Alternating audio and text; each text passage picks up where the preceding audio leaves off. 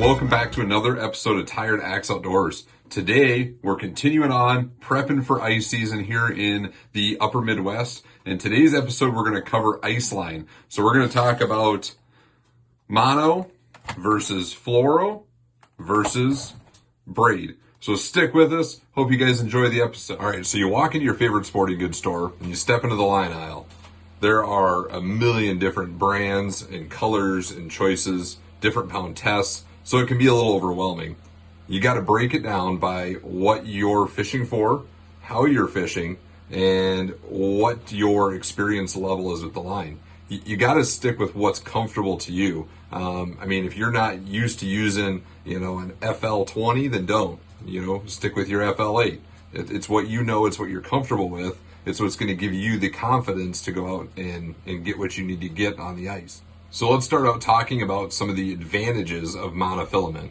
So this is great for the beginner. It's very inexpensive. You can pick up good quality mono anywhere from $4 to $6. So you can get a good quality line, and it won't break the bank. Another huge advantage to mono is that it's great for fishing outside. So this wicks moisture, wicks water off of the line. So you're not going to get that ice buildup on your reel. You're not going to get it build up on your eyelets. So if you fish outside a good majority of the time and you like to hole hop and chase the fish, mono is where it's at. Lastly, mono has great memory. The advantage of that is it's going to help with head shakes. So if you hook into a big pike or a largemouth bass, when that fish shakes his head and when he starts moving around or taking big runs, the mono is going to absorb some of that tension. It's going to prevent line breakage, and it's going to get you that fish topside. Now, when you're looking at what size line to buy mono, so 3 to 4 pound for handfish,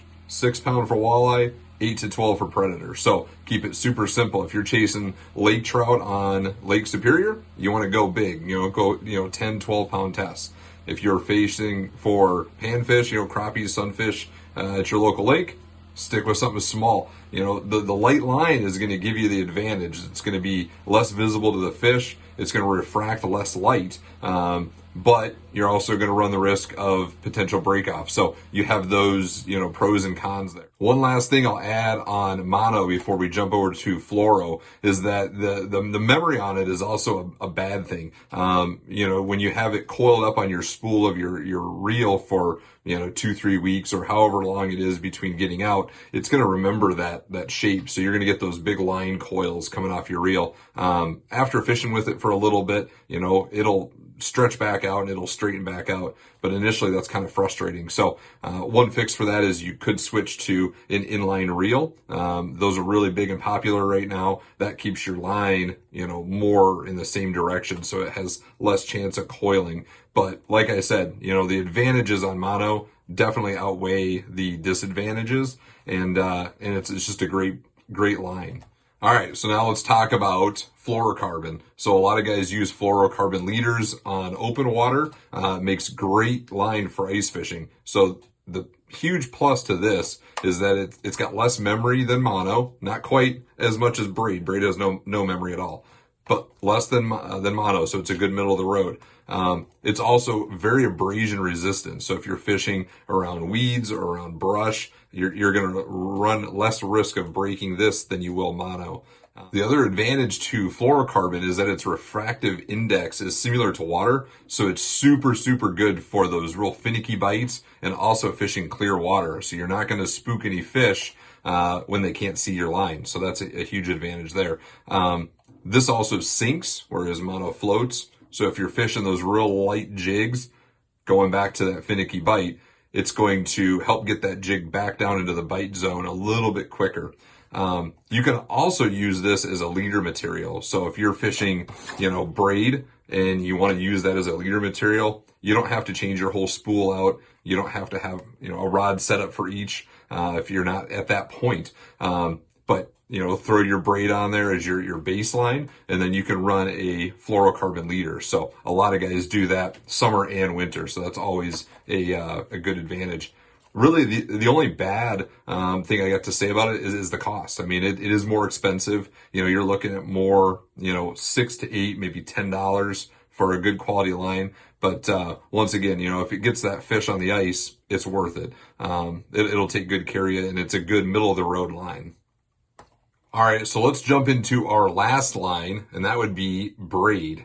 So Braid is great. It has zero memory. That's one of the big advantages to this. So when you go to set that hook, it's right there. There's no stretch. There's no give. It's just a solid, quick hook set. It's super tough, abrasion resistant. It's great for predator fishing if you're going after pike or walleye, anything with teeth. So it's really good with that there too. But how Braid works, so it's basically it's like paracord. They wrap, you know, eight or 10 strands really tight together, really thin. So that is what gives you your strength, but it also is a super thin line. So you're going to get a lot more braid on your reel than you would mono or fluoro. So you're going to have a lot more bang for your buck there if you're fishing in deeper water, and you're going to have more line on your reel. All right, so the big downside to Braid is once again, like fluoro, the cost. It's a little bit more expensive, you know, $10 to $12 for a good quality, you know, 50-yard spool of Braid. The other disadvantage is it's terrible for fishing outside. So it holds moisture. If you run Braid on a bait caster in the summertime, you know how much water builds up on that spool and how much water builds up on that line. So in the winter, that water freezes. And, you know, this is great. If you're fishing inside of a shack, inside of a wheelhouse or a hub or a flip over, you're not going to have any issues because it's going to be nice and warm in that shelter. But for outside, definitely want to stay away from Braid in most applications. All right, so one more thing I want to touch on with that covers all three of these lines. You know, when you walk into that aisle, there's a ton of different colors. You know, ice line is made in pink, it's made in orange and red and green, clear. So the best thing you can do is buy what you can see best, whether you're fishing outside and it's, you know, bright sunny day or overcast, or if you're in a shelter where it's a little bit darker, the line that you can see best is going to work best for you. If you're, you know, I like yellow line, I like more fluorescent colors. It just catches my eye a little bit better, you know, and when that mono, it's got that little bit of stretch to it. So when you see that line go nice and tight and you can see that line with that color, that's when you know you got a bite. You know, whether that tip wiggles or not, it's a good indicator. If you can see the line and you can see the line in the water and kind of how it acts, it'll help you catch a lot more fish. And it's a simple solution to fixing that color issue when you're standing in the aisle. All right, guys, so that wraps it up for this episode. Really appreciate you joining me talking about ice fishing line as we prepare for the upcoming hardwater season. So make sure you guys, when you're out in the store, remember this information, and it'll help you pick out the right line for your application. So if you guys haven't yet, hit subscribe here in the video. Make sure you turn on notifications and share videos. Let your friends know about them. Get the word out there for us that we're putting some content out and getting more people out on the ice and helping them catch more fish. If you haven't followed us on Instagram, head over to do that at Tired Axe Outdoors. Check us out there. A lot of behind the scenes content, a lot of more photos of us getting out on the ice and day-to-day activities surrounding fishing. So we appreciate you guys checking out this episode. Hope you guys have a great day. Stay safe. We'll see you guys later. All right.